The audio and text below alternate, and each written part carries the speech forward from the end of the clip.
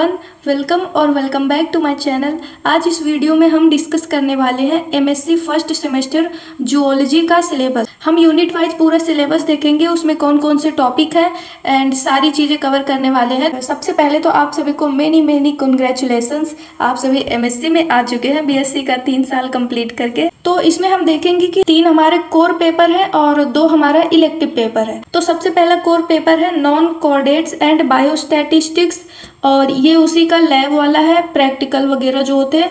And दूसरा core paper है हमारा साइटोजेनेटिक्स, एंड थर्ड पेपर है हमारा रिसर्च मेथडोलॉजी।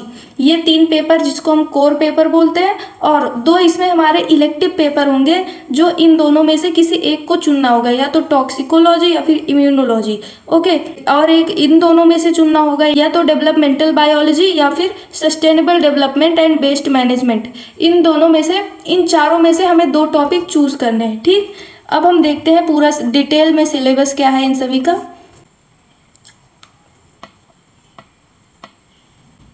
तो कोर पेपर 1 का टाइटल है non coordinates and biostatistics.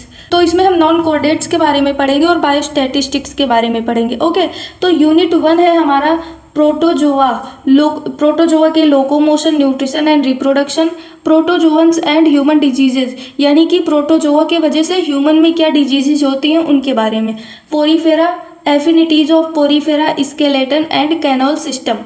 Okay, coelenterata, cnidarians, polymorphism, coral and coral reefs.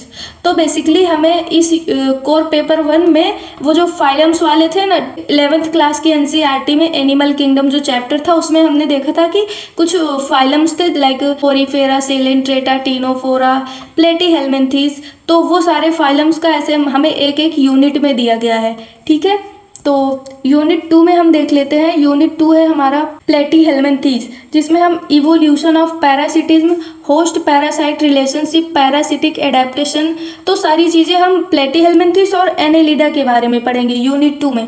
Unit 1 में हमने पोरीफेरा और सेलेंट्रेटा के बारे में पढ़ा, यूनिट 2 में हम प्लेटीहेल्मिन्थीज और एनेलिडा के बारे में पढ़ेंगे। और यूनिट 3 में है हमारा आर्थ्रोपोडा एंड मोलस्का, और यूनिट 4 में है इकानोडर्मेटा। ठीक है, तो सारा वो जो फाइलम था यूनिट वाइज दिया गया है। इसमें किसी यूनिट में 2 फाइलम है तो किसी यूनिट में 1 फाइलम है। ओके, यूनिट 4 तक हमारा नॉन कोऑर्डिनेट्स के बारे में था। यूनिट 5 से हमारा बायोस्टैटिक्स वाला पोर्शन स्टार्ट होता है, यूनिट 5 से लेके यूनिट 8 तक। तो टोटल 8 यूनिट्स है, जिसमें से 4 यूनिट से नॉन कोऑर्डिनेट्स के बारे में और 4 यूनिट से बायोस्टैटिस्टिक्स के बारे में। ओके, तो यूनिट 5 में है data type and collection of data, diagrammatic and graphic representation of data and their significance. तो बेसिकली इसमें डाटा की collection, sampling, choice of sampling methods, सारी चीज़ें हैं। उसके बाद अब यूनिट 6 में है हमारा measure of central tendency, mean, median and mode, जो कि हम बीएससी में पढ़ चुके हैं, ये हर बार आता है। Okay, measures of dispersion, range, mean, मेडिएशन, variance and standard deviation, तो इसके बारे में हमें पढ़ना है। तो बेसिकली इसमें बायोस्टैटिक्स का पूरा है।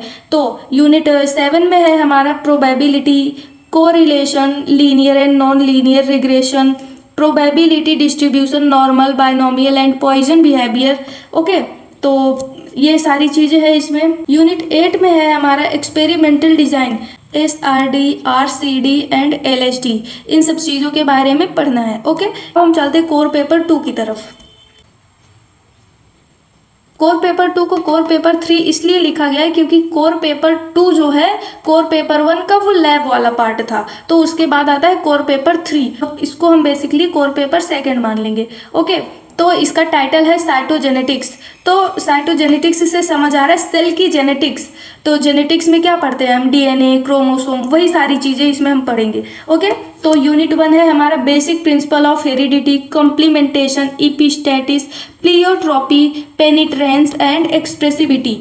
तो ये सारी चीज़ें हैं। Various types of sex determination mechanism in animals, lethal genes, sex linked inheritance, sex limited and sex influenced characteristics, तो यही सारी चीज़ें हैं इसमें। यूनिट 2 में है हमारा transposable elements in prokaryotes and eukaryotes, role of transposable elements in genetic regulation, cytoplasmic inheritance, genetic material effects, interaction between genes and environmental effects on gene expression. तो बेसिकली इसमें जीन्स के बारे में दिया गया है, ट्रांसपोजेबल एलिमेंट्स के बारे में दिया गया है।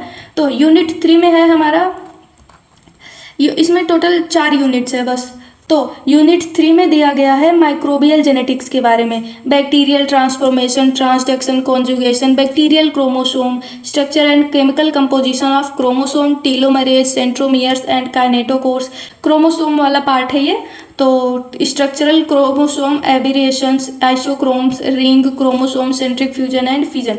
तो ये सारी चीज़ें, सारे टॉपिक्स मैं खुद करवाऊंगी अपने इस चैनल पे, तो आप प्लीज़ सब्सक्राइब कर लेना। हम सारी यूनिट्स एक एक टॉपिक वाइज सारी चीज़ें एग्जाम के पॉइंट ऑफ व्यू से कवर करते चलेंगे। कोई भी चीज़ें एक्स्ट्रा नहीं पढ़ाई जाएगी, एग्जाम फोकस्ड होगा, जो एग्जाम में आता है वो पढ़ाया जाएगा, लेकिन एक भी टॉपिक आपका छूटेगा नहीं। इस सिलेबस में जितने भी टॉपिक्स दिख रहे हैं आपको सारे टॉपिक्स पढ़ाए जाएंगे। ओके, तो please subscribe to this channel. Unit 4 देखते हैं हम, chromosome mapping, molecular cytogenetics technique, FISH, GISH, chromosome painting, human karyotypes. ये सारी चीजें हैं जो कि हम अच्छे से कवर करेंगे डिटेल में, तो प्लीज सब्सक्राइब कर लेना। ओके, हम साथ में पढ़ेंगे सारी चीजें, एक एक टॉपिक। तो देखो, ये है हमारा कोर पेपर 3। ओके, तो कोर पेपर 3 में टोटल कितनी यूनिट्स हैं? इसमें भी 4 यूनिट्स हैं। कोर पेपर 3 में भी 4 यूनिट्स पढ़नी है हमें। तो यूनिट 1 में दिया गया है introduction to research, needs, importance and characteristic of research. Basically ये रिसर्च से रिलेटेड है, इसका टाइटल ही है रिसर्च मेथडोलॉजी। तो इसमें जो भी सारी चीज़ें हैं वो रिसर्च से रिलेटेड है।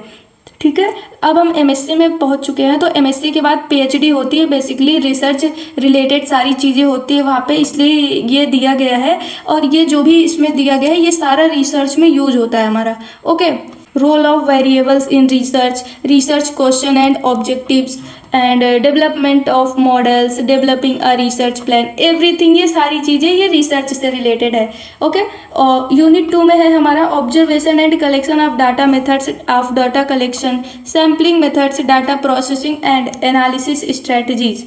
तो बेसिकली यही है उसमें। यूनिट 3 में भी है statistical tools, measure of variability like range, variance, standard deviation, इसमें है मीन, मोड, मीडियन, इसमें भी आ गया। यूनिट 4 है हमारा comparing means, independent sample test, t test, paired sample t test, one way ANOVA, factorial design ANOVA. तो basically यही सारी चीजें, copyright, royalty, patent law, ethics. तो ये हो गए हमारे 3 कोर पेपर। अब हम देखते हैं इलेक्टिव पेपर, जिसको हमने खुद से चूज किया है जो टॉपिक। ओके, तो उसमें 4 था। एक था टॉक्सिकोलॉजी, ये है इलेक्टिव पेपर 1 टॉक्सिकोलॉजी, और ये है इलेक्टिव पेपर 2 इम्यूनोलॉजी। ओके, तो आई थिंक हमें चूज करना चाहिए। मेरे अकॉर्डिंग मैं तो अपने लिए भाई इम्यूनोलॉजी चूज करूंगी। तो फर्स्ट इलेक्टिव पेपर में मैं अपने लिए तो इम्यूनोलॉजी चूज करने वाली हूँ। आप कमेंट में बताना कि आप कौन सा टॉपिक चूज करोगे अपने लिए। ओके, मेरा तो है इम्यूनोलॉजी। आगे देखते हैं सेकेंड में क्या है। सेकेंड है dev bio, developmental bio and इसमें क्या है, sustainable development and waste management. तो आई थिंक मैं चूज करूंगी इसमें डेव बायो। एक्सेल से रिलेटेड चीजें हैं इसमें, gametes, structure and formation, fertilization, nature of egg, ये काफ़ी रिलेटेबल हो जाएगा। जो सारी चीज़ें हमने पढ़ी हैं आज तक उसमें से आएगा, तो ये रिलेटेबल हो जाएगा। मेरे अकॉर्डिंग हम डेवलपमेंटल बायो और इम्यूनोलॉजी चूज़ करते हैं, वो हमारे लिए ईजी होगा और रिलेटेबल भी होगा, क्योंकि वो सारी चीज़ें हम हमेशा से पढ़ते आ रहे हैं। लाइक BSc में भी हमने वो सारी चीज़ें लिखी हैं अपने पेपर में, तो कहीं ना कहीं पढ़ी हैं, तो वो बेटर होगा। तो इलेक्टिव पेपर हम देख लेते हैं, इम्यूनोलॉजी का सिलेबस क्या है।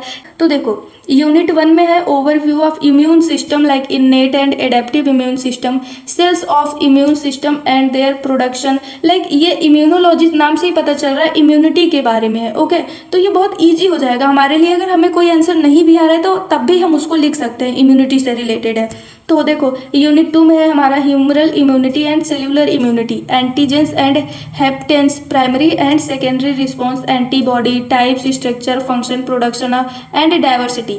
ओके, यूनिट 3 में है हमारा innate immunity system, the effector mechanism of innate immunity system, patterns, recognition, complement system, anti microbial peptide, cytokine production in response to viral, bacterial and parasitic pathogens, antigen processing and presentation.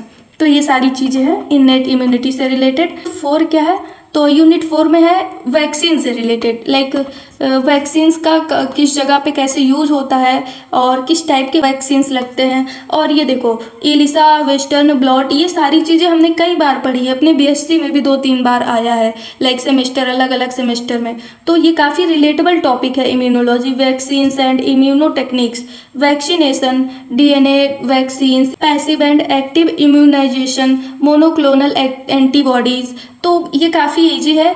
ये हो गया हमारा एक elective paper. और दूसरा वाला हम देख लेते हैं, डेब बायो हमने चूज़ किया था, तो डेब बायो में भी 4 यूनिट्स हैं और इसमें भी 4 यूनिट्स हैं। तो हम एक चीज़ नोटिस कर रहे हैं कि केवल हमारा कोर पेपर 1 ही था जिसमें 8 टॉपिक्स थे, बाकी सब में बहुत कम टॉपिक्स है। लाइक देखो इसमें 4 टॉपिक्स है, 4 यूनिट्स हैं बेसिकली।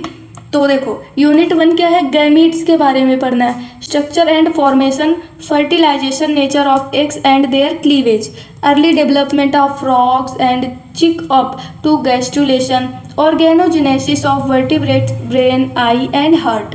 तो ये है यूनिट 1 में। यूनिट 2 में हम देखते हैं metamorphosis, cellular physiological and biochemical events in insects and amphibians, hormonal regulation of metamorphosis, causes of foetal deformities, ये सारी चीज़ें हैं इसमें। ओके, तो यूनिट 3 है हमारा gradient in developing system, determination of polarity and symmetry, patterns regulation in insect, induction and organizer concept, potency, commitment, specification. Unit 4 है हमारा स्टेम सेल्स के बारे में, like properties of stem cells, embryonic stem cells, adult stem cells, umbilical cord stem cells. तो basically stem cells के बारे में। तो ये है हमारे कुछ 5 पेपर के टॉपिक्स। हाँ, मैं मानती हूँ कि सिलेबस बड़ा है, बट हम अभी हमारे पास टाइम भी है। तो चलो अगर हम अक्टूबर से शुरू करते हैं तो अक्टूबर, नवंबर, दिसंबर के आसपास वही एग्जाम स्टार्ट होगा। तो अक्टूबर और नवंबर 2 महीने का टाइम है, हम सारी टॉपिक्स इसमें से जो भी हैं अच्छे से कवर करेंगे। ओके, तो इस चैनल को सब्सक्राइब कर लो और हम साथ में पढ़ाई करेंगे, topic wise, unit wise, paper wise, core paper wise, everything. Okay, bye.